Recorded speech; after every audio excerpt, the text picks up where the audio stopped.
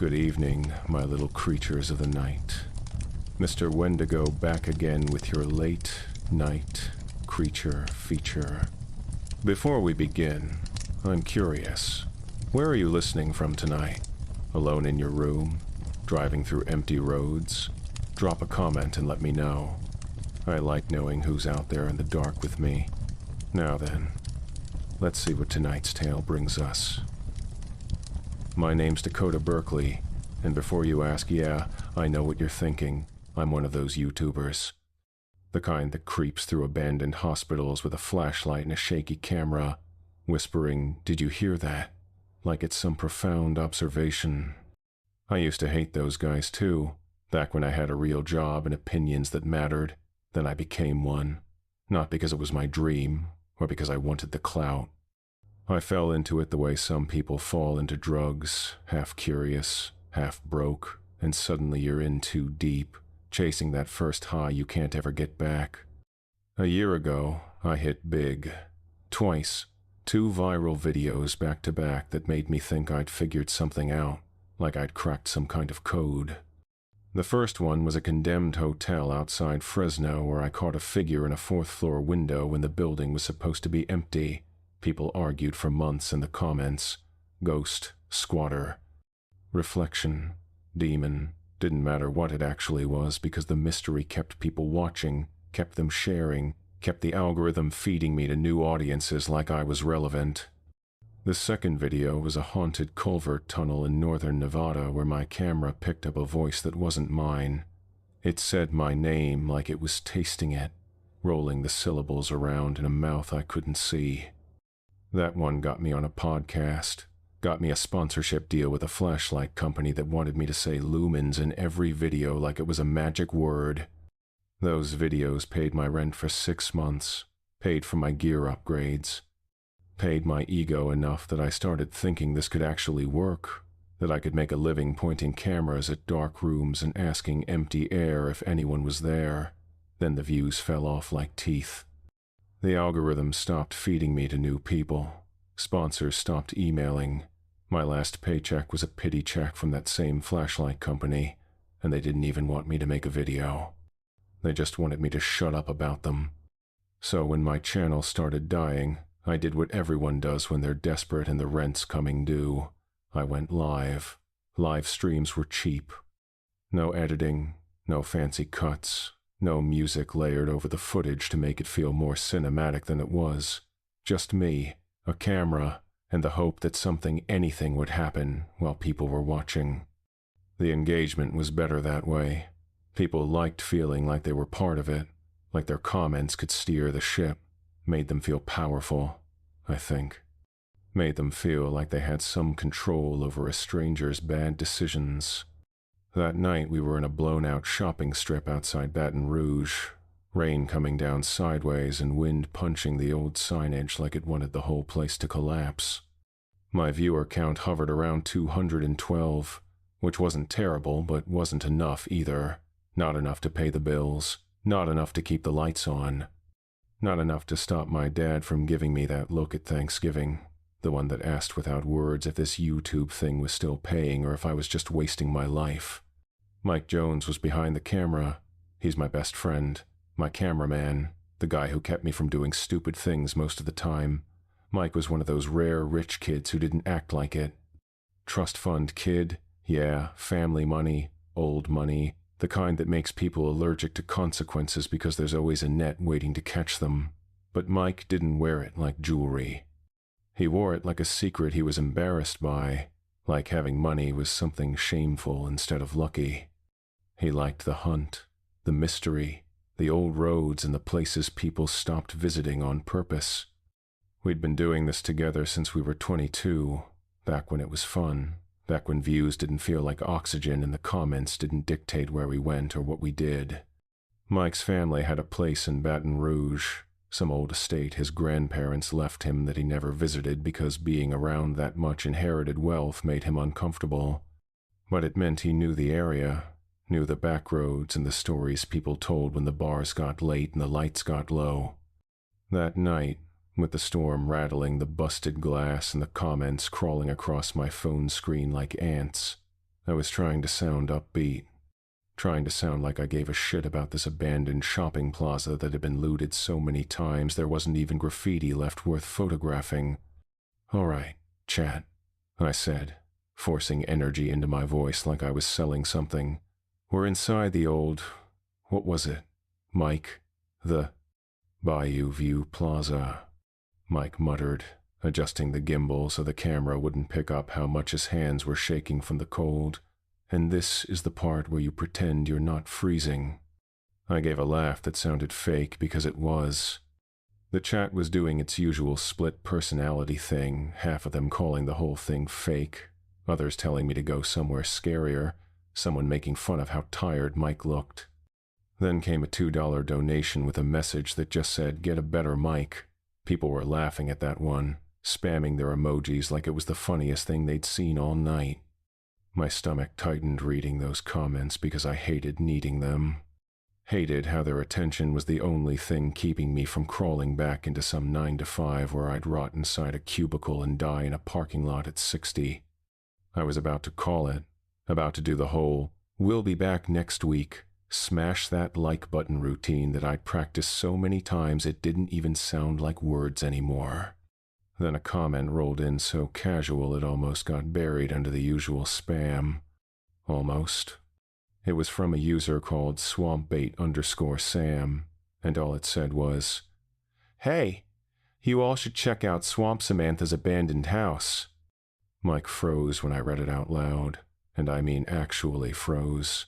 His whole body went still like a hunting dog catching a scent it recognized. He didn't say anything at first, but I could see his posture shift, could see the way his eyes narrowed like he was trying to remember something important. I read the comment again for the stream. "Swamp Samantha's abandoned house." The reaction was immediate. People started freaking out in the comments like I'd said a cursed word or invoked something that had been sleeping. Multiple people typed "nope, nope, nope" at the same time. Someone said not to say her name. Another person insisted it was real, that their uncle wouldn't go near Manchac at night. A few people were convinced we were all trolling. Others were asking who the hell Swamp Samantha even was. Mike leaned in close enough that the camera wouldn't pick up his voice. "Manchac." "What?" "Manchac Swamp," he said, and there was something in his tone I didn't like. Something that sounded like he'd already decided we were going. "Northwest of Pontchartrain. Old legends. People disappear out there. Weird lights. Boats that go out and don't come back."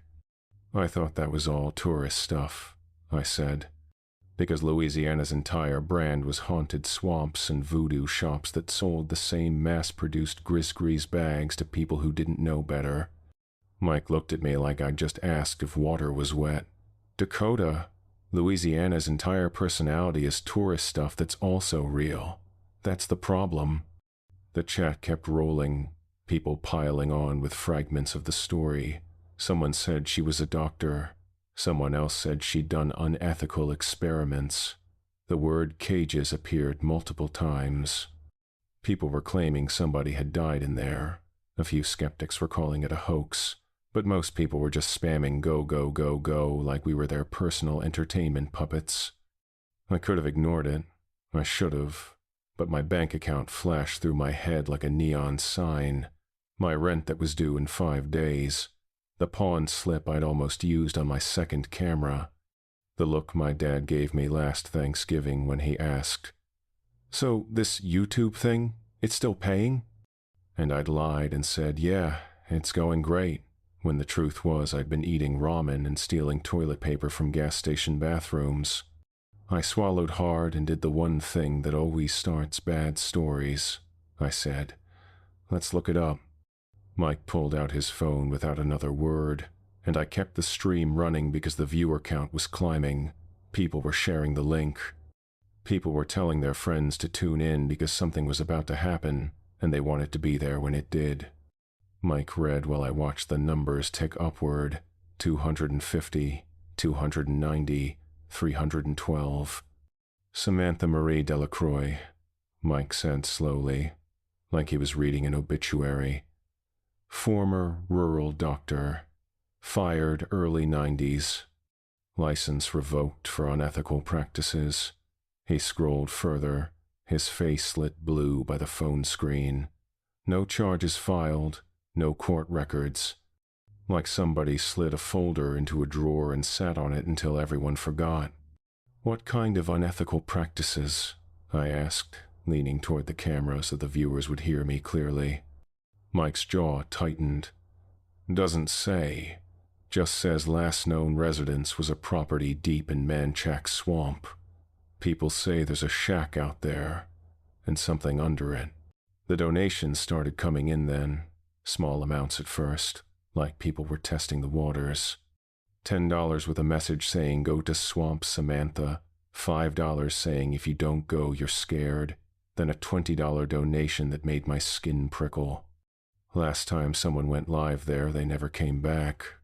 I forced another laugh, trying to keep it light even though my hands were starting to shake and it wasn't from the cold anymore. All right, we'll consider it. Mike didn't laugh.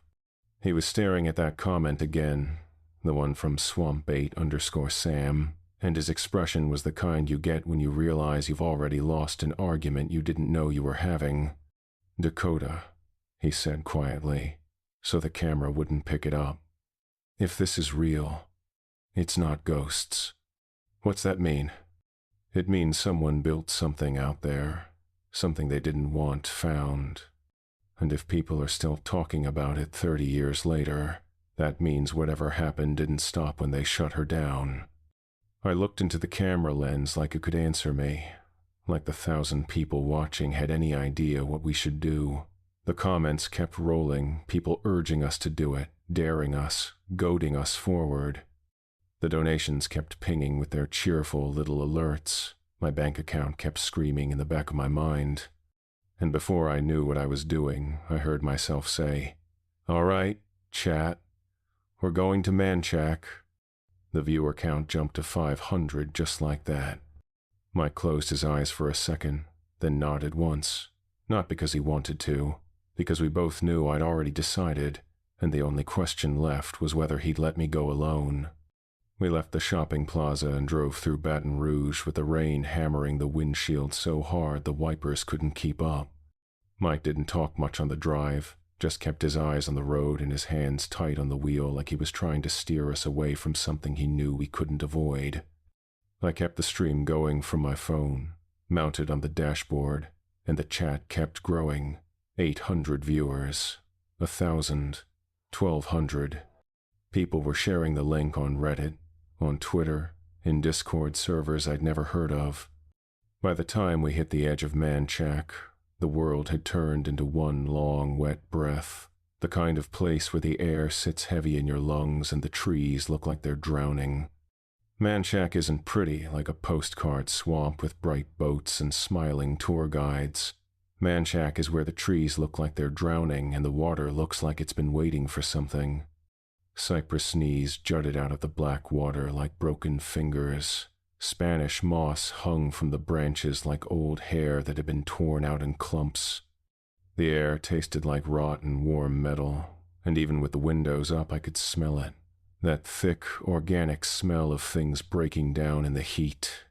We met our ride at a gravel pull-off under a flickering streetlight that looked too weak to keep anything away. The kind of light that attracts moths and makes shadows look bigger than they should be. The man was already there, leaning on a rusted railing like he'd grown out of it, like he'd been standing there for years waiting for someone stupid enough to show up. He was old, weathered in the way people get when they've spent their whole lives outside, missing teeth, skin like leather that had been left in the sun too long.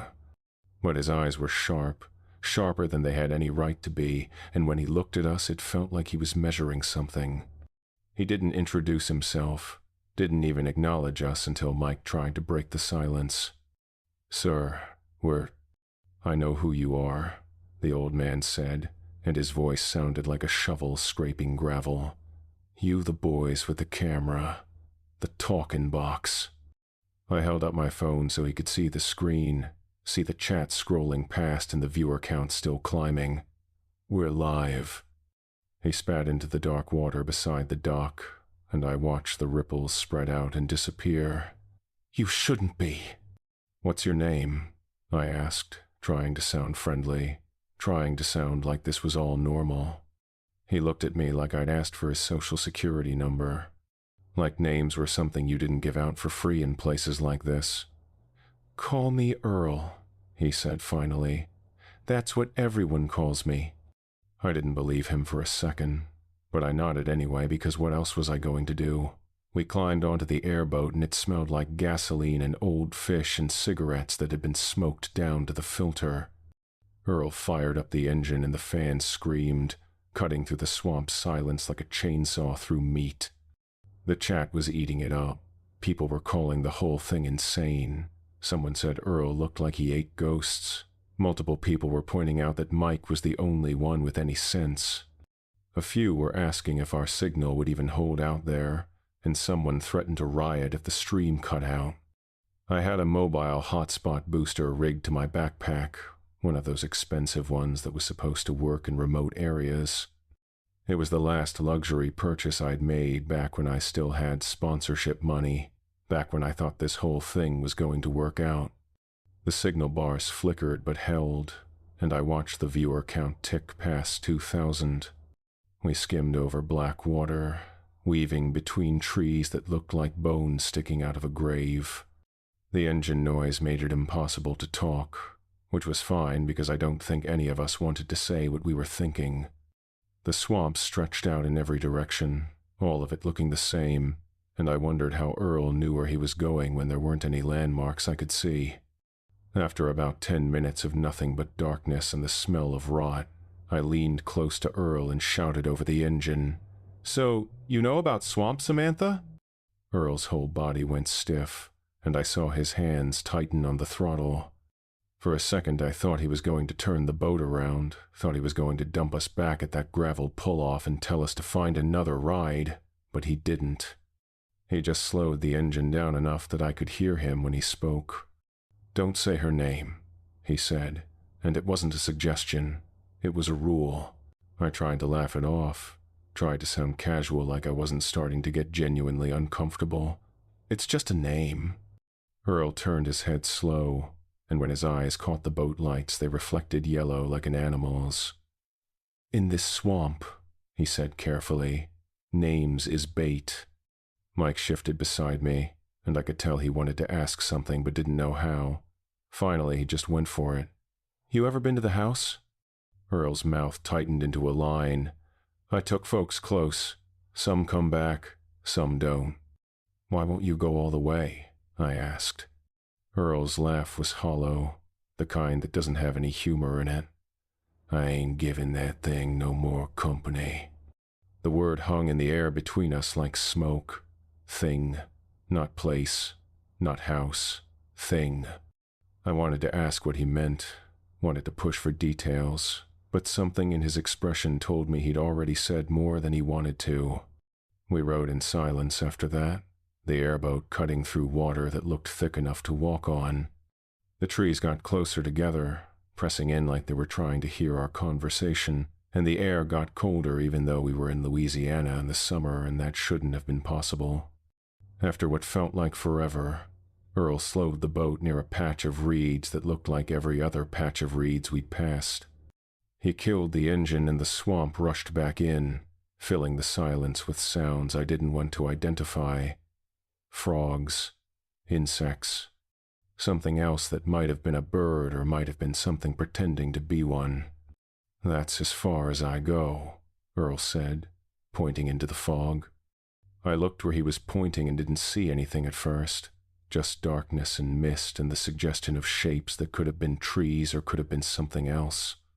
Then my eyes adjusted and I saw it, a shape in the fog, low to the ground, hunched like an animal trying not to be seen. A shack, so small it looked like a joke, like a kid's playhouse someone had forgotten about and left to rot. Earl was already backing the boat away, putting distance between himself and that shape in the fog. "I come back at sunrise," he said, and his voice had lost all its gravel. Now it just sounded tired. "If you hear..." The implications of that "if" settled in my stomach like a stone. Wait, you're leaving us? Earl's eyes were flat when he looked at me, and I realized he'd seen this before. Seen people like us, full of confidence and cameras and the stupid certainty that nothing bad could actually happen. I ain't staying after dark. Mike stared at the shack, and I could see the calculations running behind his eyes. What if we need help? Earl's mouth twitched in what might have been a smile if smiles could be that empty. You scream, he said slowly. Swamp gonna scream back? Then he fired up the engine and shoved off, and the airboat disappeared into the fog like it had never been there at all. The sound of the engine faded until all we could hear was the swamp settling around us, adjusting to our presence like a body adjusting to a splinter. My viewer count jumped. 1,500, 2,000, 2,500. People were sharing the stream faster than I could track, and the donations were coming in steady now. Small amounts, mostly, but enough to make my phone keep pinging with alerts. I felt my pulse hammering in my teeth, felt the adrenaline starting to kick in the way it always did when I knew I was doing something genuinely stupid. Mike whispered beside me, his voice barely audible over the swamp sounds. Dakota, this is not a good idea. I whispered back, trying to sound more confident than I felt. It's our last idea. We slogged through knee-high water that was warm and thick and full of things I didn't want to think about. Every step made a wet sucking sound like the swamp didn't want to let us go, like it was trying to hold us in place. The shack got bigger as we got closer, but not in a good way. It didn't look more substantial or more real. It just looked more wrong. Rotting boards that should have collapsed years ago, rusted hinges holding a door that hung crooked in its frame, a sagging roof patched with old tarp and corrugated tin that had holes eaten through it.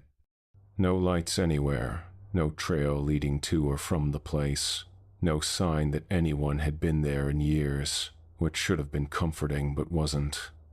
Because if nobody had been there in years, what the hell had made the path we were walking? The mud was disturbed in a line leading right to the shack's door, and the marks didn't look like boot prints. They looked like something had been dragged, or like something heavy had crawled. I pushed the door open and it groaned like it was in pain, and the sound echoed across the water in a way that made me think about how far we were from anything that could help us. Inside was worse than outside. One room, small, everything covered in a layer of dust and mold so thick it looked like fur. The smell hit me like a wall, stagnant water and rotting wood and something else underneath it all, something chemical and wrong. Broken furniture scattered around like someone had left in a hurry, a cracked mirror on one wall that reflected our lights in fragments. A pile of old medical journals in the corner, pages swollen with moisture infused together into a solid block. Mike shined his light across the room methodically, checking every corner, every shadow. Nothing, he muttered, but he didn't sound relieved. He sounded disappointed, like he'd been expecting something and the absence of it was somehow worse. The chat was going off. People were split between calling the whole thing fake and saying they were genuinely sweating. Then someone typed "check under the rug" and another person added "check for a trap door" in all caps. I froze when I read those comments because there was a rug, old and rotting, the pattern faded to nothing, just sitting there in the middle of the floor like it was covering something. I hadn't even noticed it until the chat pointed it out, and that bothered me more than it should have. Mike saw me looking at it and I could see him trying to decide whether to stop me or help me. I walked over anyway, each step making the floorboards creak in a way that suggested they wouldn't hold much longer. I bent down and lifted the rug, and the fabric came apart in my hands like wet tissue paper. Underneath was a metal door set into the floor, not wood, not the kind of cellar door you'd expect in a shack like this. This was metal, industrial metal, bolted into a reinforced frame with scratches all around the edges like something had tried to claw its way out, or in. Mike exhaled slowly, and I could hear the fear in it. No. My hand hovered over the latch while my brain tried to come up with a good reason not to open it, but the donations had already started rolling in again, and the amounts were getting bigger. $50 with a message screaming to open it, $20 calling me a fraud if I didn't. Then a $100 donation that made my throat go dry because all it said was, "That's where she kept them, not kept it, them, plural." My hands were shaking when I looked at Mike, and he shook his head once, but his eyes said something different. His eyes said we were already here, we'd already come this far, and backing out now would mean all of this was for nothing. So I opened it. The latch popped with a metallic click that sounded too much like a gun being cocked, and cold air rushed up from below.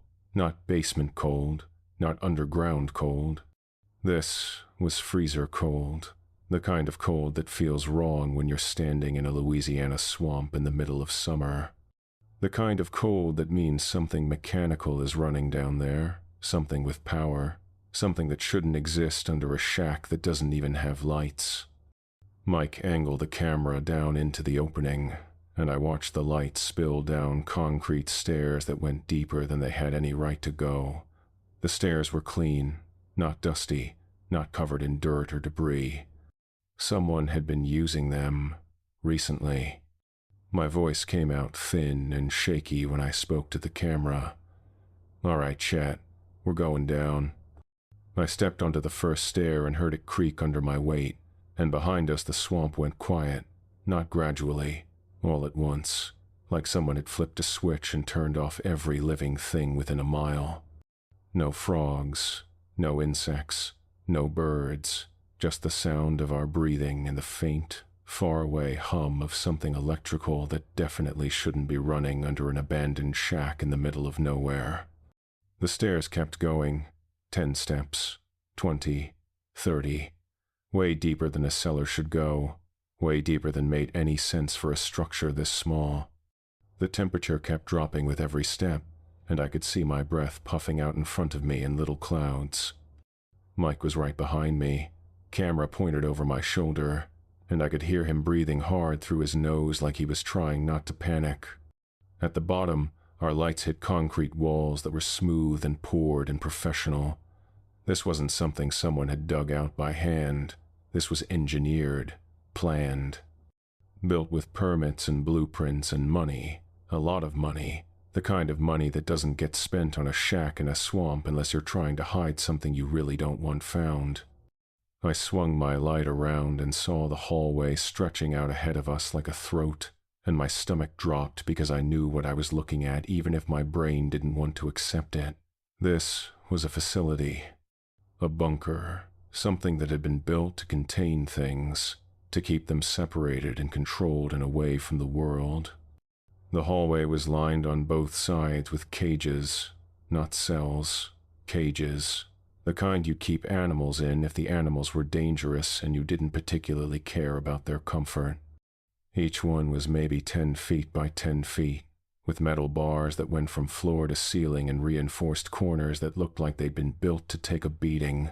Some of the cages had sinks bolted to the walls. Some had drains in the floor. Some had metal bowls sitting in the corners like dog dishes. And some had scratch marks, deep ones. The kind that looked like someone had tried to carve their way through solid concrete with their bare hands and had gotten further than they should have been able to. Every cage door we passed was locked, heavy padlocks, industrial stuff, and every single one was empty, which somehow made it worse, because if they were all empty, where had everything gone? Mike's voice was barely a whisper. "Dakota, how is this under a shack?" I didn't have an answer. The math didn't work. The shack was maybe 15 feet across, but this hallway had to be pushing 100 feet long, and there were doors branching off in both directions like this place went even deeper than what we were seeing. Someone had spent serious money building this. Someone with resources and plans and a reason to put something this elaborate in the middle of Manchac's swamp where nobody would ever think to look. My breath puffed in front of me and I realized my hands were going numb from the cold. The hallway kept stretching ahead, and the farther we went, the more wrong it felt. like we were walking into something's stomach, like the concrete walls were closing in even though I knew they weren't moving. The chat was going absolutely insane. Messages were flying past, people asking what the hell this was, someone calling it a prison, multiple people saying to call the cops while others screamed at us to keep going. A few people were focused on the metal bowls, asking why there were dog bowls down here. Someone typed, "I'm done, good night," and I watched their username disappear from the viewer list. I was about to suggest we turn back, about to tell Mike that we'd gotten enough footage and we should get out while we still could, when a donation alert popped up on my phone. The sound was loud in all that silence, and it made me jump hard enough that I almost dropped my light. The donation was for $250. Username, Samantha Marie 666. The message made my blood turn cold. Check if any cages aren't locked. Mike stopped dead in his tracks, and I could hear his breathing get faster. I stared at the username, Samantha Marie, the exact name from the records Mike had pulled up. The name Earl had told us not to say, and the timing was too perfect. Right when we're down here, right when we're surrounded by locked cages, right when we're further from help than we've ever been. My voice came out shaky when I tried to respond. Thank you for the donation." Mike whispered, harsh and urgent. "Dakota, no." I tried to laugh it off, tried to make it sound like I wasn't genuinely scared. "Chat, you trolls are getting creative." Another message from the same user popped up before I could finish the sentence. "Find the open one." The comments exploded with people arguing about whether it was real or fake, whether someone was messing with us or whether we'd just gotten a message from something we really didn't want to hear from. My hands were shaking when I looked at Mike, and I could see the same fear in his eyes that I was feeling in my chest. I didn't want to obey, didn't want to let some stranger on the internet tell me what to do, but the truth was I'd been doing exactly that since we started the stream. The entire reason we were here was because strangers had told us to go. The donations had steered us into the swamp. The comments had made us open the trap door. We'd been following orders from people we couldn't see since the moment we went live. So I started checking the cage doors, one by one, moving down the hallway with my light bouncing off metal bars and concrete walls. Each latch I tested felt like I was pulling the trigger on a gun that might or might not be loaded. Locked. The padlock held firm and the door didn't budge. Locked. Rust flakes came off in my hand when I pulled. Locked. This one's lock was newer, shinier, like it had been replaced recently. Mike was filming my hand on each latch, and I could hear him breathing hard through his nose. The camera light made shadows jump and twist on the walls, and every movement felt like something was creeping up behind us. Locked, locked, locked. The hallway seemed to go on forever, cage after cage, all of them sealed tight. I was starting to think maybe all of them were locked. Maybe the donation had been someone messing with us when my fingers touched a latch that moved. I froze, just stood there with my hand on the metal, feeling it shift under my palm. Mike leaned closer, and I heard him whisper, "No way." I pulled gently, barely applying pressure, and the cage door swung inward with a slow squeal that echoed down the hallway in both directions. The sound felt too loud, like we'd just announced ourselves to everything down here. The cage was different from the others, not empty. There was furniture inside, a recliner. Old and nasty with stains that I didn't want to think about, the kind of stains that come from bodies sitting in the same spot for too long. And next to the recliner was a CRT television on a rolling cart, the old boxy kind that nobody used anymore. And it was on. The screen flickered with that blue-white glow that old TVs gave off, lighting up the cage like a tiny living room buried under the earth. Static hissed from the speakers for a second, then resolved into something I recognized. Laugh track, canned laughter from a sitcom. The sound was surreal down here, wrong in a way that made my stomach hurt. I stepped closer to the cage entrance, my light bouncing around the interior. The TV image sharpened as I got nearer, and I felt my breath catch when I recognized what was playing.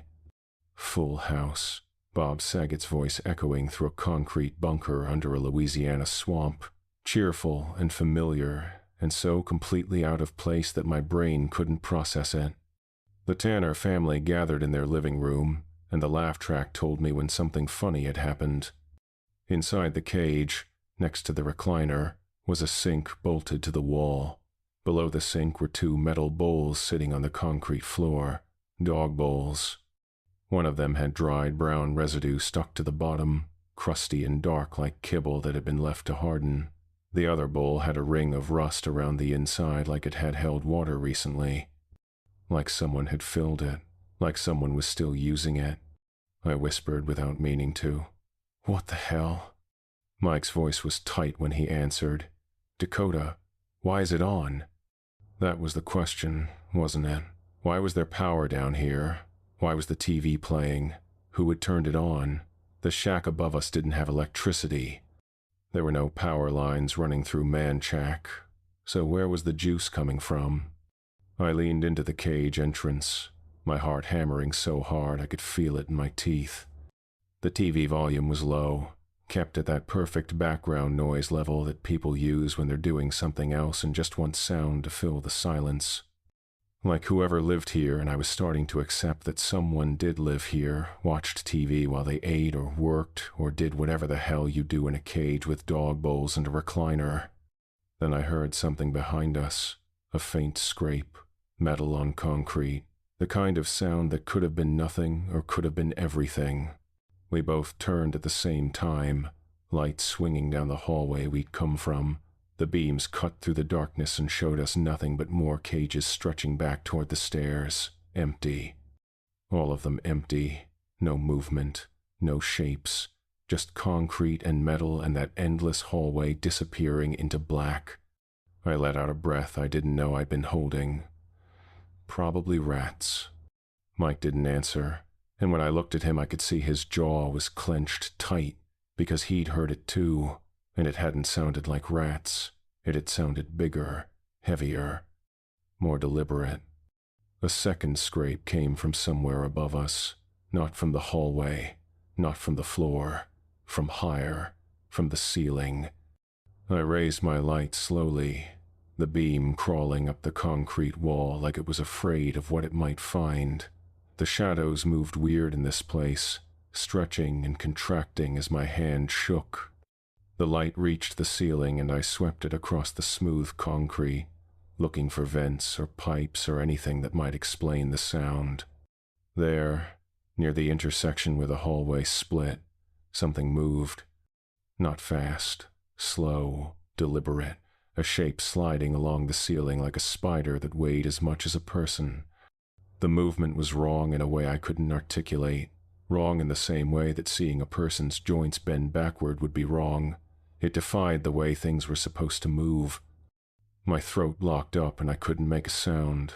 Mike whispered my name, but I couldn't answer because my entire brain had locked onto that shape on the ceiling and refused to process anything else. The TV laugh track hit a punchline and the sound echoed through the bunker, and the thing on the ceiling stopped moving, just froze in place like it was listening, like it knew what the laugh track meant. Like it had heard it before and was waiting for its favorite part. I took a step backward without meaning to, some animal part of my brain overriding the part that knew I should stand still and not make noise. My heel hit the open cage door and it creaked, and the sound cut through the silence like a scream. The thing on the ceiling moved again. It shifted its position, dragging itself along the concrete with a wet friction sound like meat on a cutting board. Then it slipped into the dark corridor that branched off to the left, and I watched it disappear into the shadows like the darkness was a door it could walk through. Mike grabbed my arm hard enough to hurt. "We leave. Now." I nodded, but my feet didn't want to move. My brain was stuck between the part that knew we needed to run and the part that knew running might make it chase us. The comments were flying past so fast they were just a blur, people screaming at me to move. People calling this fake, someone insisting they'd called the cops, others asking why the thing was watching TV. A few people had put it together, typing variations of "those are dog bowls" and "he's the pet." Then the donation alert hit again. That same cheerful ding that felt obscene in all this fear. Same username, Samantha Marie 666. The message appeared on my screen and I felt my blood turn to ice water. He likes Friday nights. Mike's hand tightened on my arm. "Dakota, we need to." The sound came again, not from the side corridor this time, from directly above us, a heavy thump like something large dropping onto the ceiling from an even higher point, closer than before, right over our heads. We both snapped our lights up at the same time, beams crossing in the air, and there it was, hanging upside down on the ceiling like some grotesque bat, clinging to the concrete with hands and feet that didn't look quite right. The light caught it for just a second, but that second burned into my brain like a photograph. Hairless, completely hairless, skin that looked gray and thick, stretched too tight over muscles that bulged wrong. The body was bloated in places and sunken in others, like someone had tried to build a person but got the proportions wrong. The head was the worst part, shaped wrong, too long. Wolfish in the skull structure, but with eyes that were too human, too aware, too knowing. Its mouth opened slightly and I saw teeth, too many teeth, not sharp like a predator's, not designed for tearing. These were thick and blocky like a dog's molars, built for crushing, for holding on and not letting go. The smell hit me next and I almost gagged. Wet meat left out too long. Old sweat, something sour and animal and wrong. The kind of smell that tells you on a biological level that whatever you're smelling is dangerous. It stared at the TV for a heartbeat, and I swear I saw something like recognition in those eyes. Then slowly, like it was making a decision, it looked at us. And it dropped. Mike jerked backward, the camera swinging wild. I opened my mouth to scream, and the sound that came out was pathetic, high-pitched and small in all that concrete. The creature hit the floor on all fours, and I heard the impact, heard the wet slap of flesh on stone. Its knees bent wrong, backward like a dog's hind legs, and its shoulders rolled in their sockets like they were barely attached. It moved fast, way too fast for something that size. Mike stumbled backward into the cage doorway, and I heard him shout my name, but the sound was distant like I was underwater. The creature's muscles bunched and it lunged, closing the distance between us in a single motion. Mike swung the camera light directly at its face, and the creature didn't even flinch. Its jaws opened wide, wider than they should have been able to, the bones of its skull shifting to accommodate the movement. And then it clamped down. Not on Mike's shoulder, not on his arm, on his head. The creature's jaws closed around Mike's skull like it was picking up a ball, and the sound that followed is burned into my memory forever. First came a wet pop, like a water balloon bursting under pressure. The sound was organic and wrong and impossible to mistake for anything else. Then came the crack, sharp and clean like someone snapping a chicken bone with their bare hands. I could hear Mike's skull compressing under the force, the bones giving way all at once in a grinding crunch that made my stomach turn inside out. Blood sprayed from the contact points where the creature's teeth punched through bone and scalp, hot droplets hitting my face and hands. The coppery smell mixed with something else, something sweet and chemical that I realized was brain matter. Mike's body convulsed. A full-body spasm that made his arms jerk out to the sides like he was trying to catch himself from a fall. His fingers scrabbled at the creature's face, leaving bloody trails on that gray skin before his hands went slack. The creature bit down harder and I heard more bones crack, watched Mike's skull cave inward with a sound like someone stepping on a carton of eggs. Blood poured from his nose and ears, thick and dark. His eyes, I'll never forget, his eyes rolled back until only the whites showed, and then even that was gone as the pressure built inside his head and burst the vessels. The blood vessels in his face ruptured all at once, turning his skin purple-black in seconds. His body twitched one more time, weaker now, just a dying reflex. Then Mike went completely slack, his weight held up only by the creature's jaws clamped around his skull. Blood dripped steadily onto the concrete floor, spreading in a pool that reflected the flickering light from the TV.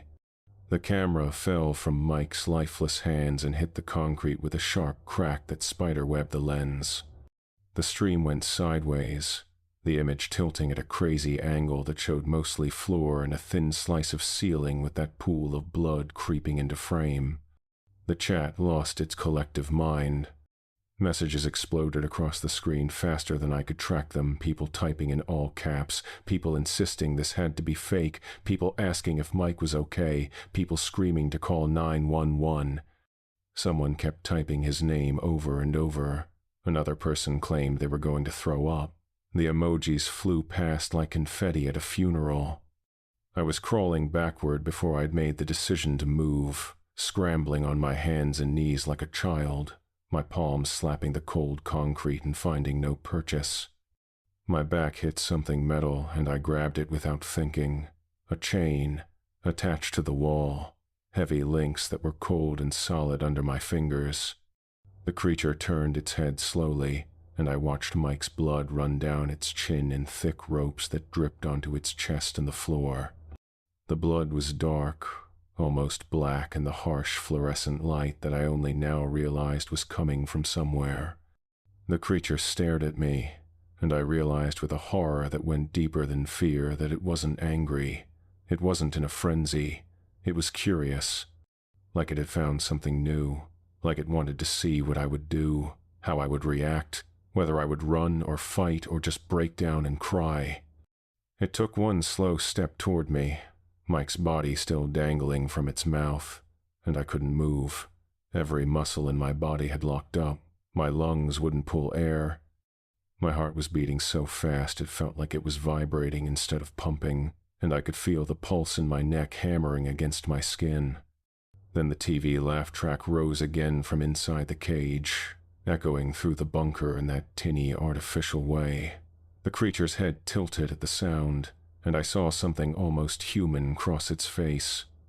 Annoyance, like the TV was calling it back to something important, like we were commercials interrupting its show. It looked at me for one more second, those two human eyes meeting mine, and I saw intelligence there, not animal intelligence, something deeper. Something that understood what it was doing and chose to do it anyway. Something that had preferences and routines and a life down here in the dark. Then it turned away, just turned its back on me like I wasn't worth the effort right now, like I was the appetizer and it wanted to finish its main course first. It grabbed Mike's body by the shirt with one of those long fingered hands, and I watched it drag him toward the dark corridor like a dog carrying a toy to its den. Mike's head lolled at an impossible angle, connected to his body by not much more than skin and spinal cord. His arms dragged behind him, leaving smears of blood on the concrete. The camera was still live, still streaming, lying on the floor where it had fallen, lens cracked but functional, pointed at the open cage with the recliner and the TV playing Full House to an audience of concrete and darkness and whatever the hell that thing was. I don't remember making the decision to pass out. I think my brain just decided it had seen enough and flipped the off switch. 1 second I was watching Mike's body disappear into the shadows, watching that thing pull him into the darkness like it was taking him home.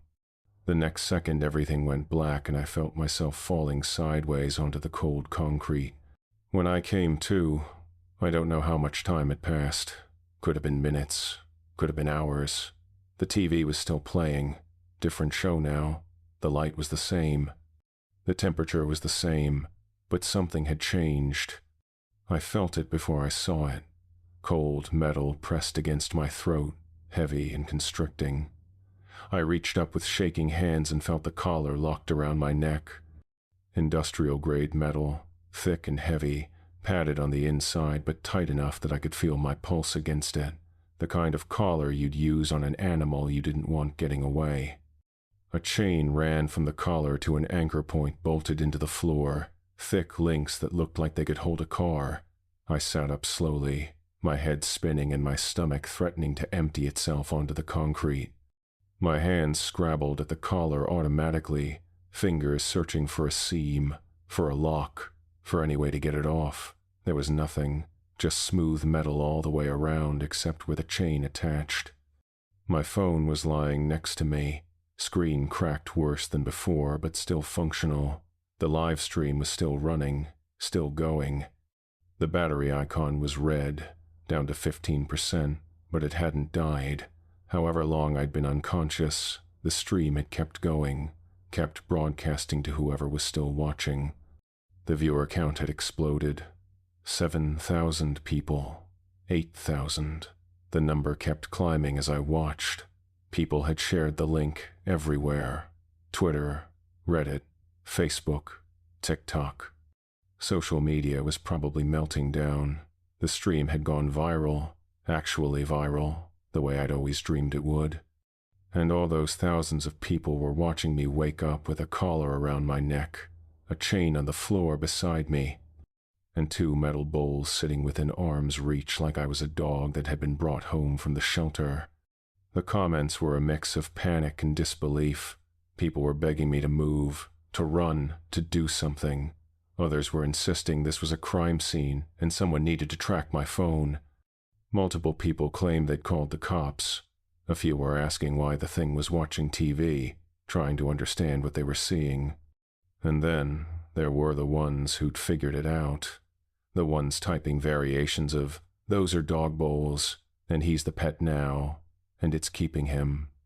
The recliner creaked and I turned my head slowly, the chain rattling with the movement and sending a spike of panic through my chest. The creature sat in the recliner now, settled into it like it belonged there. Like this was its living room and it had every right to be comfortable. Like I was the intruder who needed to learn the house rules. It was even worse in the steady light than it had been in the chaos. Hairless skin that hung loose in some places and stretched drum-tight in others, creating a landscape of wrinkles and bulges that didn't follow any anatomy I recognized. Muscles that shifted wrong under the skin, bunching and releasing in ways that made my eyes hurt to track. Its hands rested on the armrests of the recliner, those long, thick fingers with their worn-down nails splayed out like it was posing for a photograph. In one hand it held a remote control, the plastic yellowed with age and covered in a film of something I didn't want to identify. It clicked through channels with a kind of practiced ease, the mechanical click-click-click of the buttons the only sound besides the TV and my own ragged breathing and the occasional rattle of the chain when I moved. When it found the channel it wanted, the clicking stopped. The creature went still, attention focused entirely on the screen. The image resolved into something I recognized. A living room, a laugh track. Steve Urkel pushing up his glasses. Family Matters. The creature watched Steve Urkel ask, "Did I do that?" And when the laugh track roared in response, I saw the creature's mouth twitch. Not quite a smile. Not quite anything human. But a reaction. Recognition. Familiarity. I tried to speak, but my throat was raw from screaming earlier and my voice came out as barely a croak. "Mike!" No answer. Just the TV. Just the laugh track telling me when something was supposed to be funny, when I was supposed to react, when the audience, real or imagined, was supposed to feel something. The creature's head turned toward me slightly, just enough that I could see one eye in profile. A human eye. Brown and normal and completely wrong in that face. And I realized with a horror that made my hands shake what it wanted from me, what it had always wanted, what this whole place had been built for. Not food. It had already eaten. I'd watched it eat Mike, watched it drag his body away to whatever den it kept in the dark corridors. Not blood, not violence for the sake of violence. It wanted company. It patted the floor beside the recliner once, a gesture so casual and domestic that it broke something in my chest, like a person calling a dog. "Come here. Sit. Be a good boy. Stay." I shook my head, tears leaking out without my permission, hot and wet on my cheeks. Please. The creature didn't respond. It just went back to watching TV, like whether I sat or stayed or cried didn't really matter in the long run. Like I'd do what it wanted eventually because I didn't have any other choice. Like it had all the time in the world to wait me out. The chat was absolute chaos. People were coordinating rescue attempts in the comments. Someone claimed they'd found my location from the GPS data. Multiple people said SWAT was probably on the way. But there were others, the cynical ones, the ones who'd seen enough of the internet to know better. They were typing things like, "Nobody's coming," and "He's going viral though," and 10,000 viewers. The creature settled deeper into the recliner, its body sinking into the cushions with a satisfied sound like air escaping from a tire. Its eyes stayed fixed on the screen, watching Steve Urkel explain something to Carl Winslow while the laugh track told us it was hilarious. The creature's mouth moved slightly, and I realized with a jolt of pure horror that it was smiling, actually smiling, enjoying the show. Then the donation alert dinged one last time, that cheerful digital sound cutting through the bunker like a knife. Same username, Samantha Marie 666. The name that had been guiding us, steering us, pulling us deeper into this nightmare since before we even got in Earl's boat. The message appeared on my cracked screen. "Don't worry. He won't hurt you if you stay." I stared at the words, at the username, Samantha Marie Delacroix, the doctor who'd lost her license 30 years ago. The woman who'd built this place, or had it built, or had funded whatever the hell this was. I couldn't tell if it was really her, if she was somehow still alive and watching from somewhere, monitoring her creation like a fucked up science experiment, or if it was just a troll using her name, someone who'd done their research and decided to add to the horror, or if it was something worse, something that had been watching us the whole time, steering us into this cage like we were content, like we were the entertainment, like our suffering was the point. My phone battery blinked a warning, 11%. The stream stuttered for a second, buffering, trying to maintain the connection to the mobile hotspot that was probably running on fumes. The chat kept scrolling past, thousands of messages from thousands of people, all of them watching this happen in real time. The creature kept watching TV. The laugh track kept telling us when to feel something. The chain kept rattling every time I moved. I felt the metal pull tight as I tried to crawl toward the cage door, tried to see if maybe I could reach the opening, if maybe the chain was long enough to let me get out into the hallway. The collar bit into my neck and I stopped, gasping, the metal choking me when I pulled too hard. The chain had maybe 6 feet of give, enough to reach the bowls, enough to reach the sink, enough to lie down and sleep if I wanted to, not enough to escape. I was on a leash, a literal leash, collared and chained in a cage with a recliner and a TV and 2 metal bowls like I was a pet that someone had decided to keep. The creature looked down at me again, and for the first time I saw the expression in its face clearly, not hunger, not hatred, not even indifference, loneliness. Not human loneliness, animal loneliness. The kind that goes bone deep and makes a creature keep a TV on all the time because the silence feels like dying. The kind that makes something that used to be alone desperate for any kind of company, even if that company is chained to the floor and crying, even if that company is terrified and wants to leave.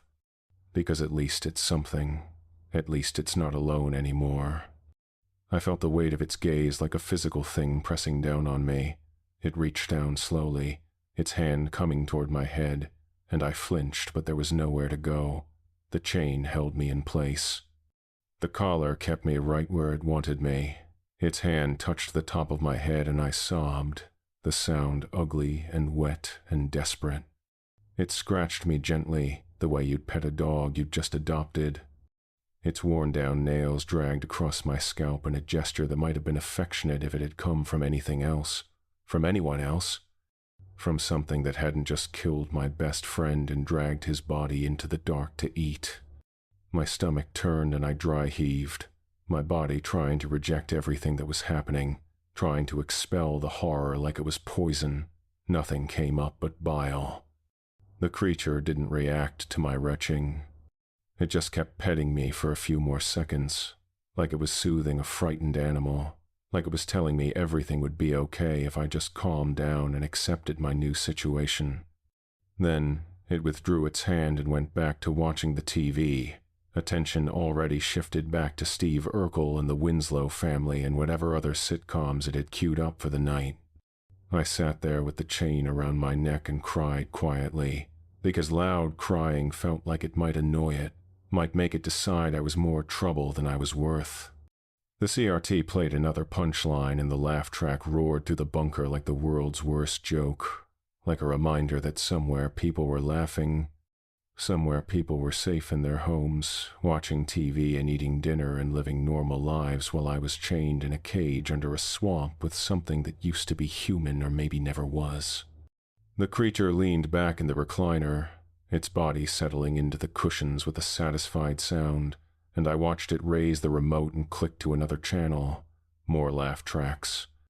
More canned voices telling us when something was funny.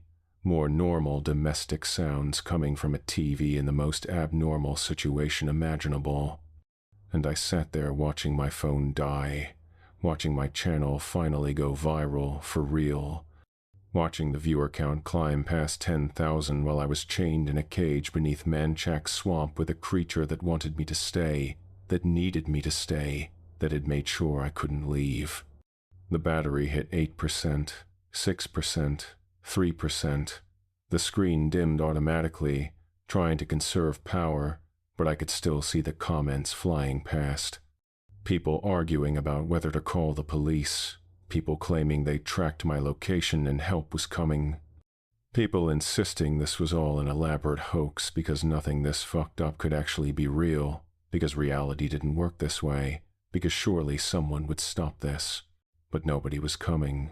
I knew that with the same certainty I knew the sun would rise tomorrow over a swamp I'd never see again. Nobody was coming because nobody could find this place, because it didn't exist on any map, because the shack above us was just a shack and the bunker below was something that shouldn't be possible. The battery died at 1%. The screen went black. The last thing the live stream captured was the blue glow of Family Matters playing on the creature's face. Steve Urkel's voice echoing through the concrete bunker, and me sitting chained beside two metal bowls. My face half lit by that flickering television light, fading into the shadows as the phone finally gave up. The stream ended, but I was still there, still in the cage, still wearing the collar, still hearing that goddamn laugh track. And the creature changed the channel to another sitcom. The familiar sound of Full House starting up again, and I realized it was Friday night, the night it liked. The night Samantha Marie 666 had warned us about, the night when the creature settled in to watch its shows and wanted company while it did. I was that company now. I'd wanted to go viral, wanted thousands of people watching, wanted my channel to matter. And I got exactly what I wanted, just not the way I wanted it. Folklore note. The legend of Swamp Samantha has circulated through Louisiana for decades, particularly in communities around Manchac, Swamp, and Lake Pontchartrain. Samantha Marie Delacroix was a real person, a rural doctor who lost her medical license in the early 1990s under circumstances that were never fully explained to the public. Official records show only unethical practices and violations of professional standards, but no criminal charges were ever filed, and no lawsuits were ever brought against her. Local stories suggest that Dr. Delacroix was conducting unauthorized research, though what kind of research varies depending on who's telling the story. Some say she was trying to cure a disease that had taken someone she loved. Others claim she was working with pharmaceutical companies testing compounds that couldn't legally be tested on human subjects. A few of the darker versions suggest she was trying to create something, to prove something about the nature of humanity and animals and the line between the two. To see what happened when you kept a person in conditions meant for animals, to see if isolation and routine and the right kind of pressure could change what someone was at their core. The property in Manchac Swamp was purchased under her name in 1987 and sold at auction in 1994, 3 years after her license was revoked. By the time authorities went to investigate the property following complaints from neighbors about strange sounds and smells, the place was abandoned. Whatever had been there was gone. Or maybe it had just learned to hide better. But the stories persisted. Fishermen reported seeing lights in that part of the swamp where no lights should be. Hunters talked about finding cages in the woods, industrial-grade metal that had been dragged into the bayou and left to rust. A few people claimed to have seen something moving through the trees on 4 legs, something too big to be a dog and shaped too wrong to be a person. Something that moved like it was remembering how to be human but couldn't quite get the details right. The old-timers around Manchac have rules that outsiders often ignore. They don't go near certain parts of the swamp after dark. They don't follow lights they can't explain. They don't investigate sounds that don't belong to any animal they recognize. And they don't say certain names out loud, because in a place like Manchac, names aren't just words. They're invitations, they're bait, they're ways of calling something's attention to yourself when you really, really don't want to be noticed. What happened to Dakota Berkeley and Mike Jones may never be fully known. The live stream ended abruptly at 11:47 p.m. on a Friday night in June, and despite thousands of viewers witnessing what appeared to be a violent attack, no bodies were ever recovered. The coordinates pulled from Dakota's phone signal led search and rescue teams to a section of Manchac Swamp where they found a partially collapsed shack and nothing else. No trapdoor, no bunker, no facility. Just rotting wood and black water and the kind of silence that makes people want to leave quickly. Some people claim the whole thing was a hoax, an elaborate piece of performance art designed to go viral in the worst possible way. The creature was CGI, they say. The blood was corn syrup and food coloring. Mike Jones was an actor playing a part, probably living it up somewhere with his share of the profits from all those donations. And maybe they're right. Maybe it was all a show. Maybe Dakota and Mike are laughing about it right now, reading the articles and watching the theory videos and counting their money. But the people who live around Manchac know better. They know that swamps keep secrets. They know that some places hold on to things that shouldn't exist, protect them, hide them in the mud and the roots and the dark water where nobody thinks to look. They know that money can buy things besides houses and cars. Money can buy silence. Money can buy isolation. Money can buy the kind of privacy that lets you do things nobody should ever do.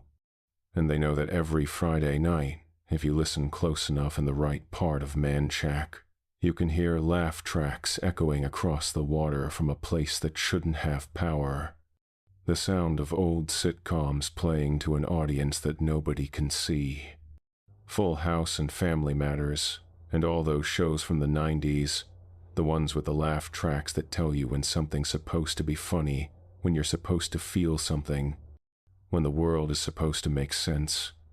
Some people say if you listen really carefully, under the laugh tracks and the dialogue, you can hear something else, a chain rattling, a bowl being pushed across concrete, someone crying quietly, trying not to make too much noise because they've learned that loud sounds aren't appreciated during TV time. But that's probably just the wind, just the swamp settling, just your imagination filling in the gaps with something worse than silence. Probably. Well, boys and ghouls, that wraps up another terrorific tale from the vault. Oh, poor Dakota. How tragic. How unfortunate. Wanted to go viral so bad he followed strangers into a swamp. Thought the views would save him. Thought thousands of people watching meant he was safe. But some things don't care how many viewers you have. Some things just want company on Friday nights. And that collar, that chain, those metal bowls?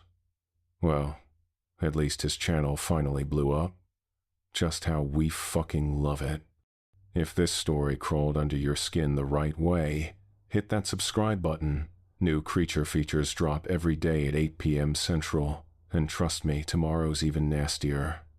Leave a like if you'll never look at live streams the same way again, and drop a comment. Where are you watching from? Have you ever gone somewhere just because the internet dared you to? What's the worst place chat has ever convinced you to visit? I'm always hunting for the next nightmare. Remember, when thousands of people are watching, you're not alone. But sometimes that's worse. Until next time, kiddies, keep your cameras off and your doors locked. This has been your Late Night Creature Feature. I'm Mr. Wendigo. And remember, TGIF is always streaming in the swamp.